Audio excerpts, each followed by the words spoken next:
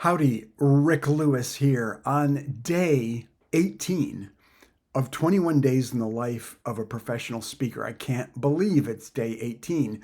This time has just flown by, and I'm excited to be in the home stretch of this series where each day I talk about some aspect of my delivery of 4 keynotes that I'm in the middle of right now. I'm in the last week of this 21-day period, and I have 2 more gigs to go. The next one is tomorrow. And today I want to talk to you about 24-hour stories, what they are and why you need them.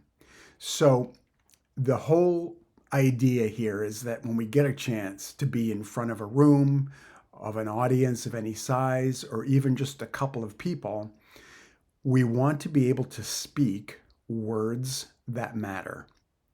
And there's a lot behind what creates significance in relationship to the words we speak and deliver to other people.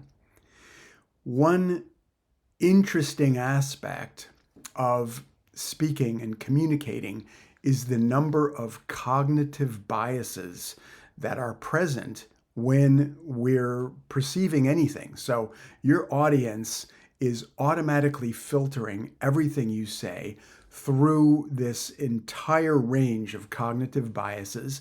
And if you've never heard of cognitive biases and what they are, just look up cognitive biases and you'll see that there is a documented certified list of hundreds and hundreds of ways our brain interprets and perceives reality around us and attempts to make sense of it that are basically shortcuts to understanding one's world. And one cognitive bias that's present in all people all the time is called recency bias. And recency bias just means we give more weight to events and input and data that we see as being more recent than we do other forms of input. So when you stand up to speak in front of a room and you're attempting to convey a principle, a value, a lesson of some kind, it's very, very helpful if you can refer to an example from your personal experience, some kind of story that's actually recent in your life.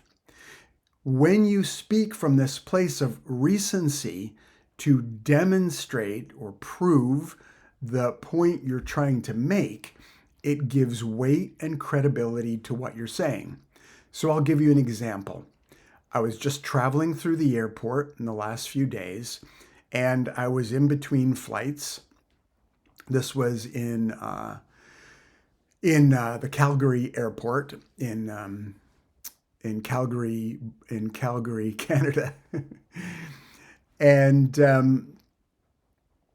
so I'm waiting there for my flight, and I'd come off another flight.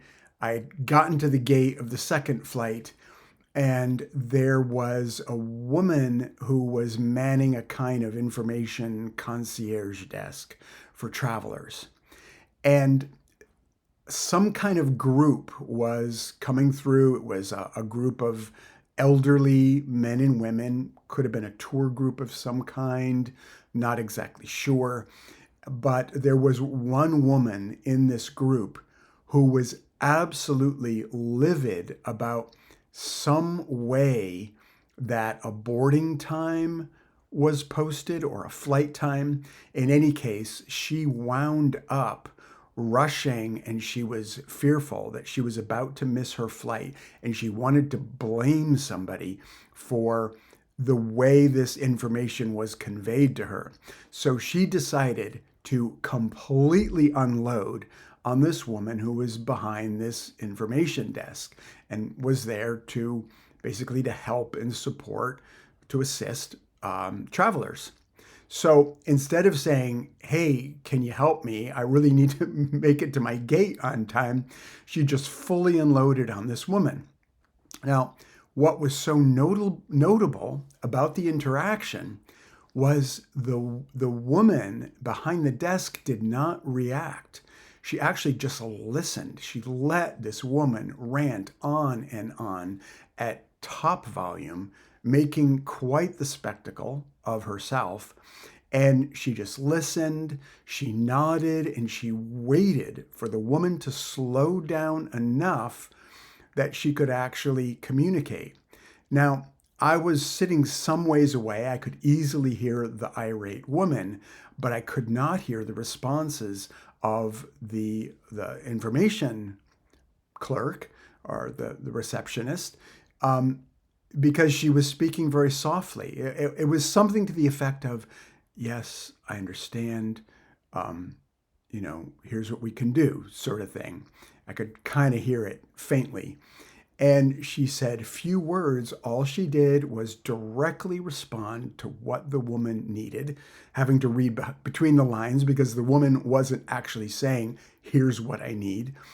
And she arranged to get a motorized cart from one of the staff in the airport to come to where the woman was, load her and her things and her husband up on this cart, and get her off to her gate to make it on time.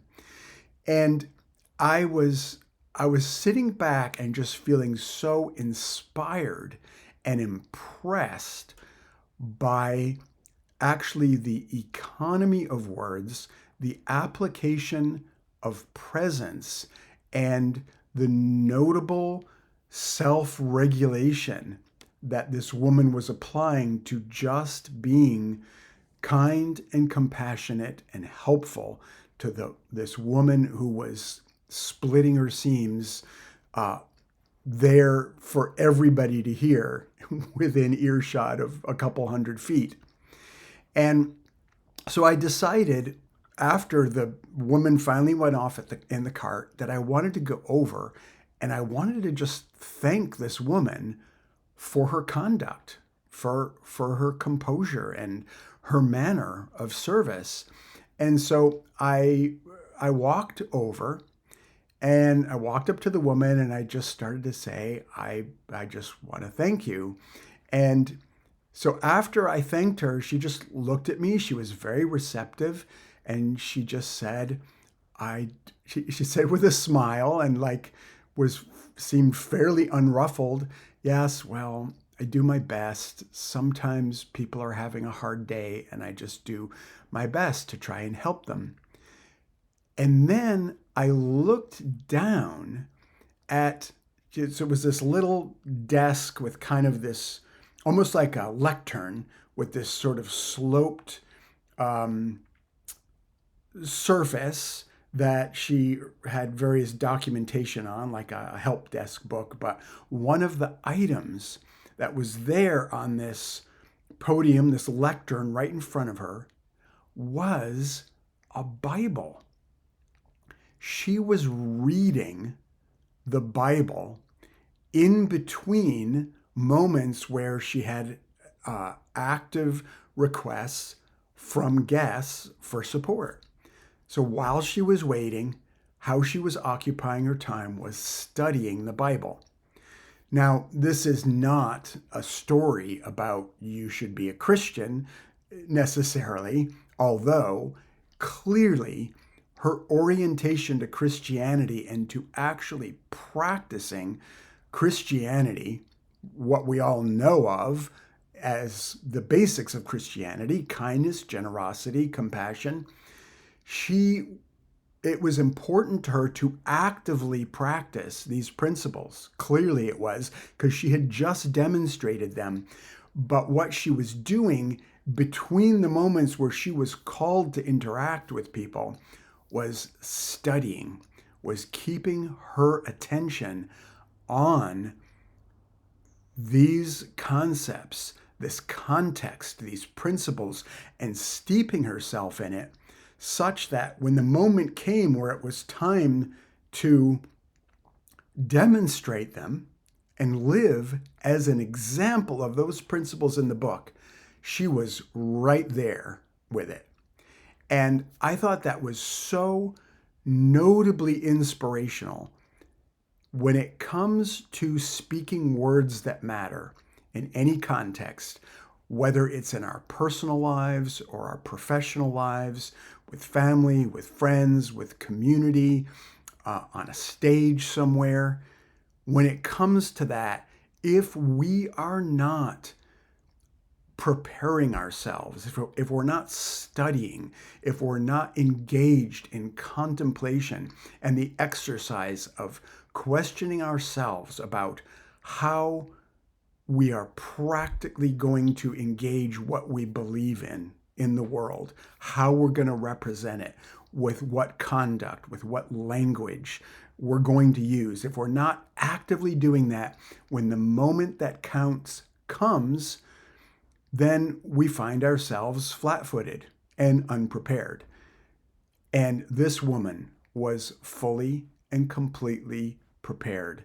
It showed, and her example radiated everybody who was around and could witness this occurring, all because she was prepared.